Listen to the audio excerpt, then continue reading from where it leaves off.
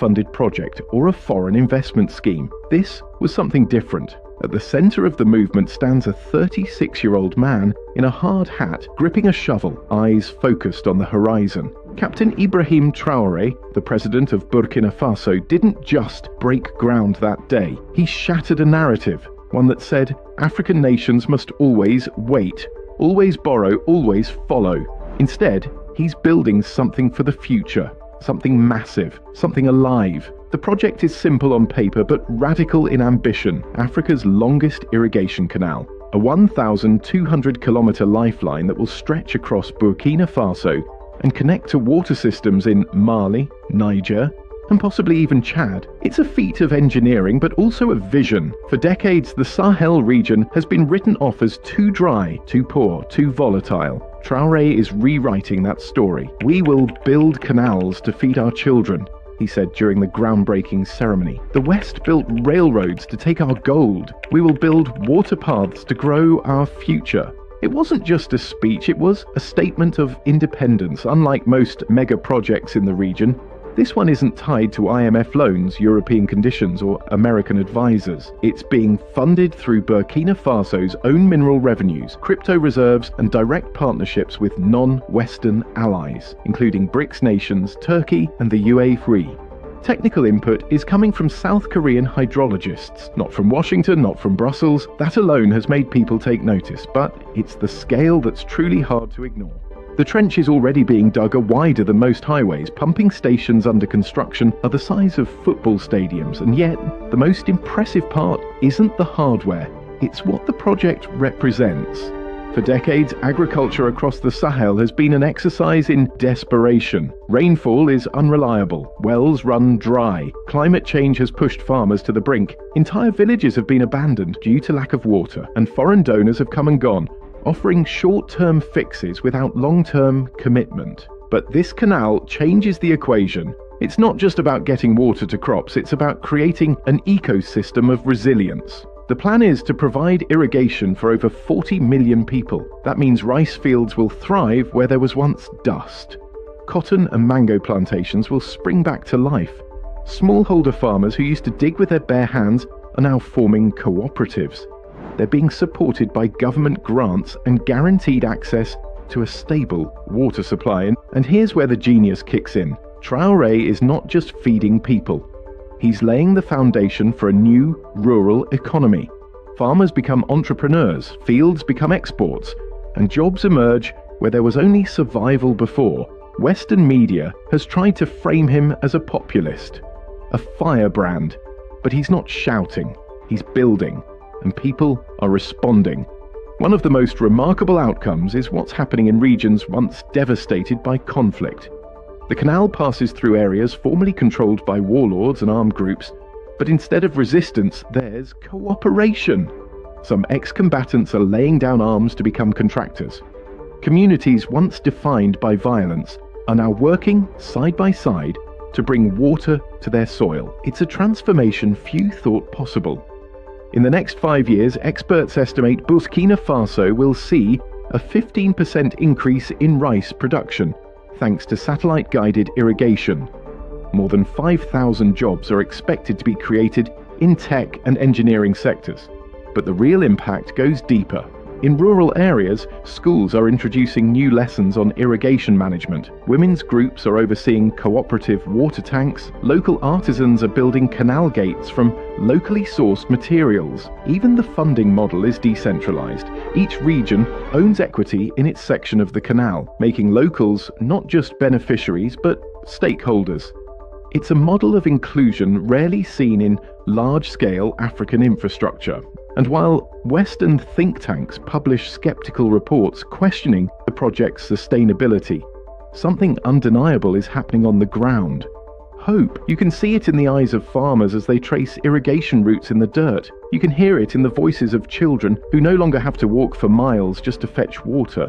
And you can feel it in the momentum of a nation that's finally acting like it owns its future. Traoré's critics may scoff at the ambition, but he doesn't argue back. He just works. While others worry about bureaucracy, he's deploying solar farms to power the pumps. While environmental lobbyists debate, He's planting forests along the canal banks to protect the ecosystem. His leadership is rooted in one thing: results. This isn't about building a monument, it's about starting a movement. In the second part of this report, we'll look at how Traoré's irrigation vision is impacting regional diplomacy, attracting African expatriates back home, and forcing a new conversation about what development really means in the 21st century. Because this canal, this artery of hope cutting through the Sahel, is just the beginning. The first time you hear about Captain Ibrahim Traoré's irrigation canal, the instinct is to think local, Burkina Faso, the Sahel, water. But spend enough time tracing the edges of this project and you realize this isn't just national infrastructure. It's continental diplomacy disguised as concrete. The canal isn't only moving water, it's moving power, and the balance is starting to shift. For decades, African nations have been held back by the same pattern: dependence on foreign funding, loans with impossible strings attached, infrastructure designed by outsiders, serving outside interests. But this canal flips that script. Built with African labour, funded with local and non-Western capital, and designed for long-term sovereignty, it's forcing neighbours and rivals alike to rethink their place in the new order Traoré is quietly building. One of the most overlooked aspects of the project is its built-in diplomacy. Instead of isolating Burkina Faso, Traoré went out of his way to include neighbouring nations from day one.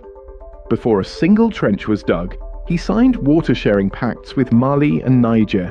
Discussions are underway with Chad. These agreements weren't symbolic, they were practical, preemptive solutions to disputes that have torn other regions apart. In a continent where water rights often spark conflict, Traoré used the canal to build alliances.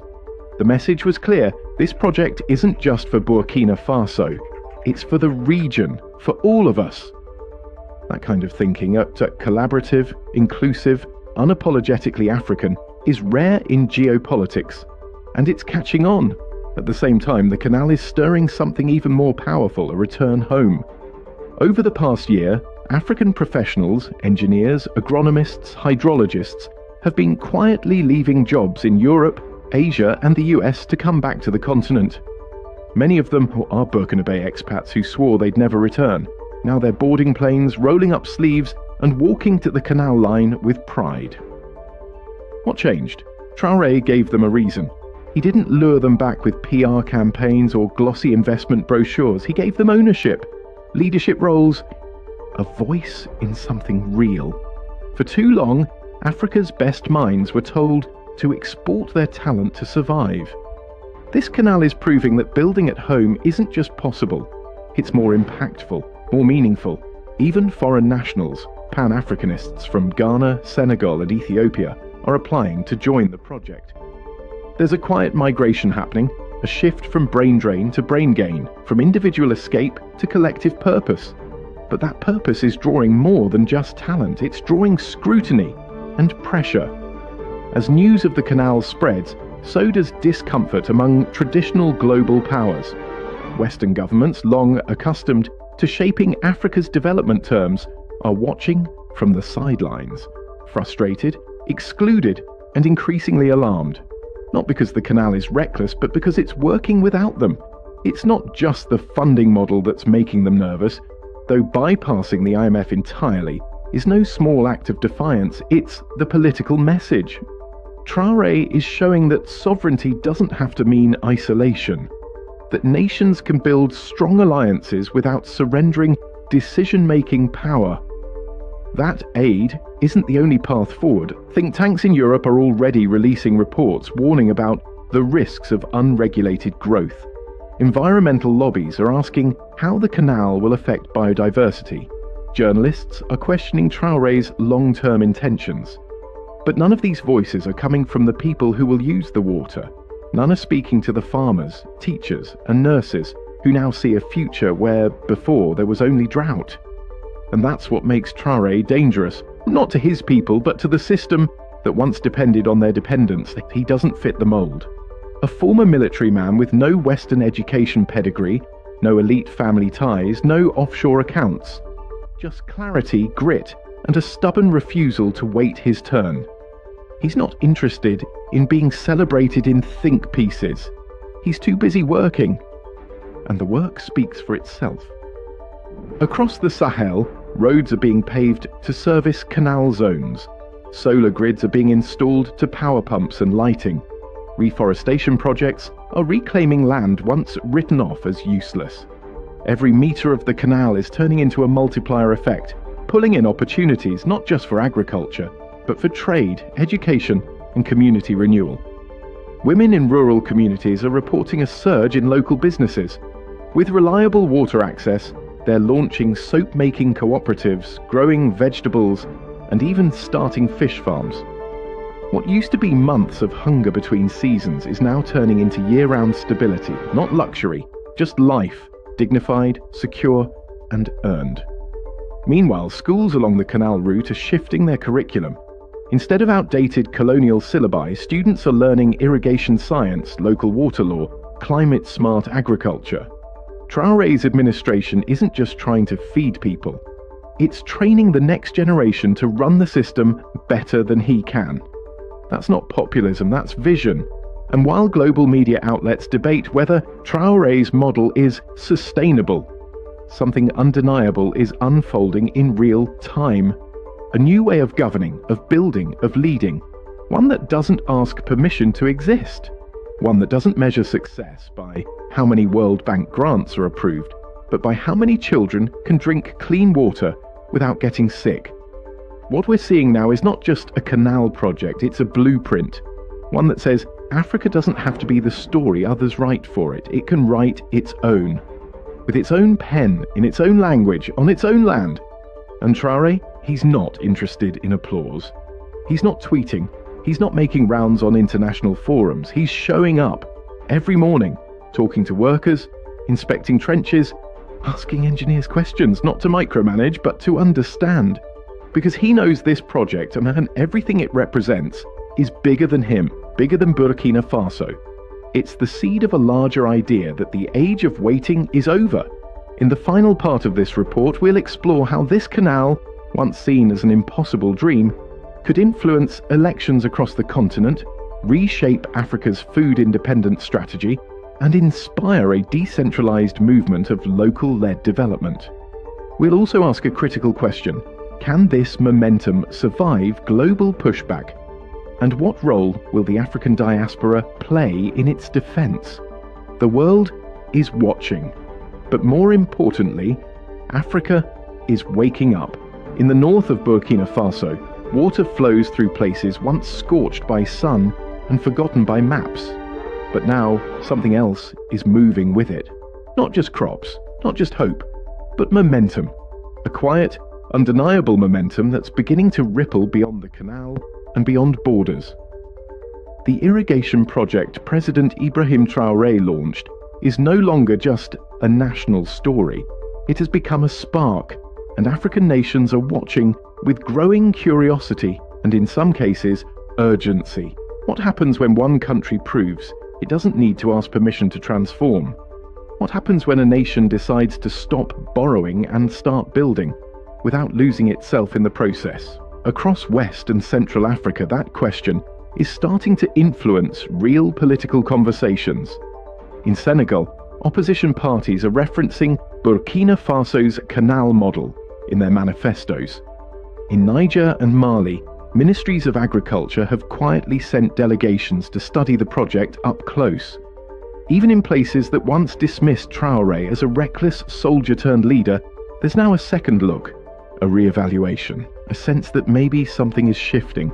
And it is.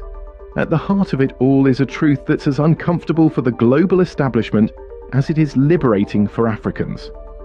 A new model is emerging, a model that doesn't begin with foreign consultants, that doesn't worship GDP graphs over grounded reality. A model that starts with the land, the people, and the question, what do we already have? That's how Traoré built the canal.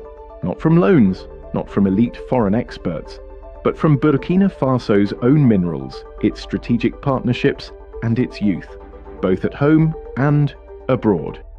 And this is where the African diaspora enters the frame. For generations, Africans living overseas were taught that helping home meant sending money. Western systems made sure they stayed comfortable enough to send remittances, but rarely empowered to return. The canal has flipped that logic. Suddenly going home doesn't feel like a retreat, it feels like a mission. Diaspora engineers, architects, teachers, even social workers are beginning to reframe their role, not just as observers or donors, but as builders, participants, stakeholders in a new Africa that isn't waiting to be saved, but ready to be shaped. The challenge now is scale and resistance. The more this idea spreads, the more it threatens those who benefit from the status quo. Multinational agribusiness companies who profit from Africa's food dependency are beginning to voice concern. They argue that local irrigation disrupts the global grain market. Translation?